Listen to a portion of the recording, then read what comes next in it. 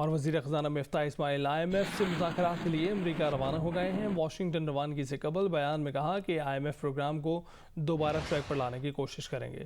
PTI اور عمران خان نے IMF programme پٹری سے اتارا، یہ ہماری معیشت کو خطرے میں ڈال رہے ہیں۔ خوشی ہے کہ 3 سال بعد ECL سے نام نکلا۔ راستے میں لندن میں اپنے قائد نواز شریف سے بھی ملاقات کا موقع ملے گا۔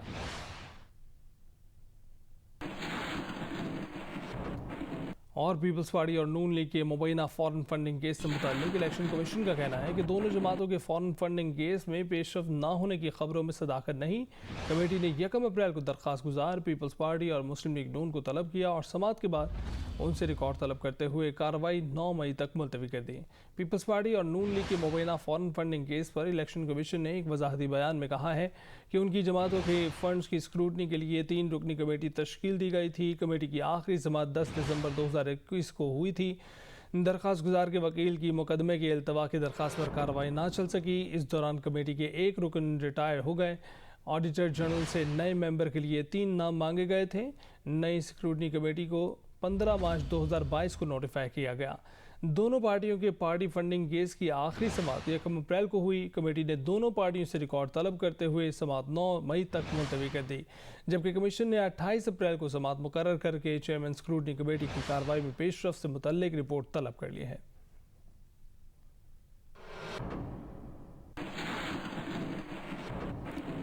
پاکستان تحریک انصاف نے ممنوعہ فارن فنڈنگ کیس کا فیصلہ 30 روز میں کرنے کا عدالتی حکم کے خلاف اسلام آباد ہائی کورٹ میں انٹرا کورٹ اپیل جمع کرا دی ہے۔ چیف جسٹس اطہر من اللہ اور جسٹس بابر ستار پر مشتمل بینچ آج کیس کی سماعت کرے گا۔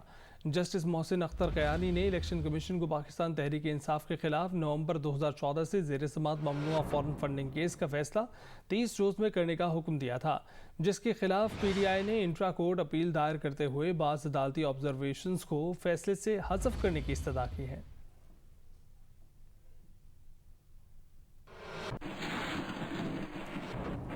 عمران خان نے کہا ہے کہ الیکشن کمشنر PTI مخالف ہیں، دوسری پارٹیوں کی فنڈنگ دیکھی نہیں جا رہی، ہمارے اوپر چڑھائی کی جا رہی ہے۔ انٹرنیٹ پر اظہار خیال، کہا کہ اتحادی سارا وقت بلیک میل کرتے رہتے تھے، اتحادی حکومت کی وجہ سے قانون سازی میں مشکلات ہوتی تھیں۔ 2018 کے انتخابات میں زیادہ تر ٹکٹ میں نے نہیں دیے۔ کچھ ایسے لوگ ہمارے ساتھ تھے جن کو لگتا تھا کہ اقتدار میں آ کر اپنے بزنس کو فائدہ پہنچائیں گے اور غیر قانونی کام کریں گے۔ ہم نے انہیں روکنے کی کوشش کی، جس کی وجہ سے مسائل آئے۔ ملک کو عمران خان سے زیادہ فوج کی ضرورت ہے۔ نواز شریف کو NRO ملتا ہے تو پاکستان کے جسٹس سسٹم کو کوئی بھی نہیں مانے گا۔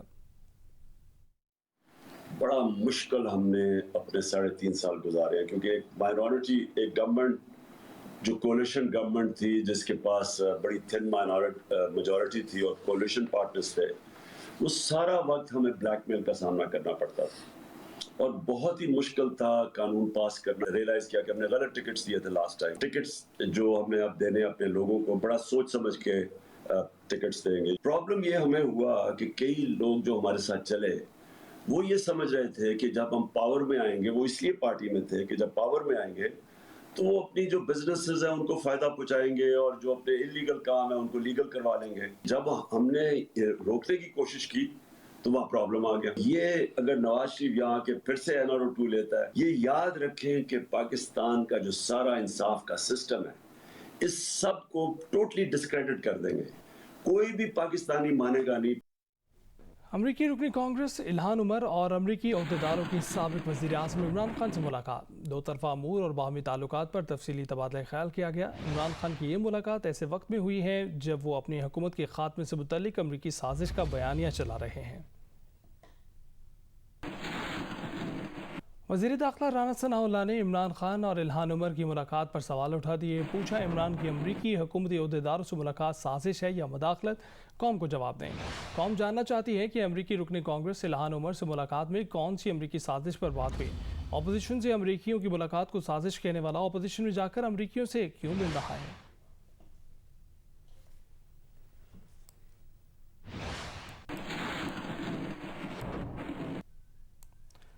اسلام آباد ہائی کورٹ نے سابق وزیر اعظم عمران خان کو 3 سال کے دوران ملنے والے تحائف کی تفصیلات پاکستان انفارمیشن کمیشن کے آرڈر کے تحت صحافی کو فراہم کرنے کا حکم دے دیا۔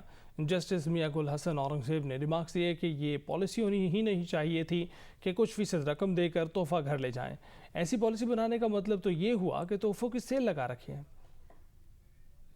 اسلام آباد ہائی کورٹ کے جسٹس میاں گل حسن اورنگزیب نے مختلف سربراہان مملکت کی جانب سے سابق وزیر اعظم عمران خان کو ملنے والے تحائف کی تفصیلات بتانے کا انفارمیشن کمیشن کا آرڈر کالعدم قرار دینے کی حکومتی درخواست پر سماعت کی۔ Deputy attorney general Arshad Kiani نے کہا، اٹارنی جنرل اس کیس کو دیکھ رہے تھے، نئی حکومت آنے کے بعد ہدایات لینے کے لیے وقت دیا جائے۔ عدالت نے کہا، انفارمیشن کمیشن نے سابق وزیر اعظم عمران خان کو ملنے والے تحائف کی تفصیلات درخواست گزار کو فراہم کرنے کا حکم دیا تھا، جس پر حکم امتناع جاری نہیں کیا گیا۔ آپ ہدایات لیں لیکن تب تک انفارمیشن کمیشن کے حکم پر عمل کریں۔ جسٹس میاں گل حسن اورنگزیب نے ریمارکس دیے، لوگ آتے اور چلے جاتے ہیں، وزیر اعظم آفس وہیں رہتا ہے، جو بھی تحفہ دیا جاتا ہے وہ اس آفس کا ہوتا ہے، گھر لے جانے کے لیے نہیں۔ جو لوگ 20 سالوں کے دوران تحائف اپنے گھروں کو لے گئے ہیں ان سے بھی واپس لیں۔ گزشتہ 20 سال کے تحائف کو بے شک اسی طرح دیکھ لیں، اگر کوئی آئینی تشریح اس پر کرنی ہے تو ہم کر دیں گے۔ اویس یوسفزئی، جیو نیوز، اسلام آباد۔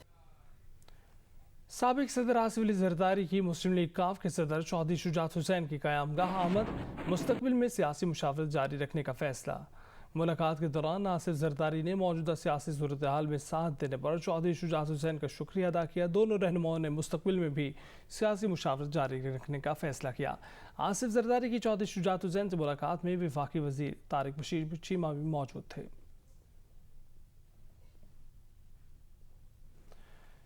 اور رہنما مسلم لیگ نون میاں جاوید لطیف نے جیو نیوز کے پروگرام کے اپنے ٹاک میں میزبان حامد میر سے گفتگو کرتے ہوئے کہا ہے کہ انہیں 10 منٹ پہلے حلف کا پتہ چلا اور وہ اس وقت اوکاڑا میں رابطہ مہم میں مصروف تھے، اس لیے حلف نہ اٹھا سکے۔ پروگرام میں گفتگو کرتے ہوئے ان کا یہ بھی کہنا تھا کہ چودھری صالح حسین بھی 1 یا 2 روز میں ان کے ساتھ حلف اٹھائیں گے۔ آپ نے حلف کیوں نہیں اٹھایا؟ شیڈول پروگرام تھا اوکاڑا میں پارٹی کا، اور وہ ہم جو عوامی رابطہ مہم شروع کر رہے ہیں مریم نواز شریف صاحبہ کی قیادت میں، اس سلسلے میں ایک میٹنگ تھی، میں وہاں موجود تھا۔ مجھے 10 منٹ پہلے اطلاع ہوئی ہے، اب میں کیسے آ سکتا تھا؟ 1-2 دن میں حلف ہو جائے گا۔ تو 1-2 دن میں آپ کا اکیلے کا حلف ہوگا یا BNP مینگل کا بھی امکان ہے؟ وہ بھی امکان بھی ہے اور یقین بھی ہے کہ BNP مینگل کے 2 وزراء اور ایک اور صاحب بھی ہیں، چودھری صالح حسین۔ ٹھیک ہے، میں نے صحیح نام لیا ہے؟ جی ٹھیک ہے، چودھری صالح حسین بھی حلف اٹھائیں گے آپ کے ساتھ؟ انشاءاللہ۔ جی بالکل۔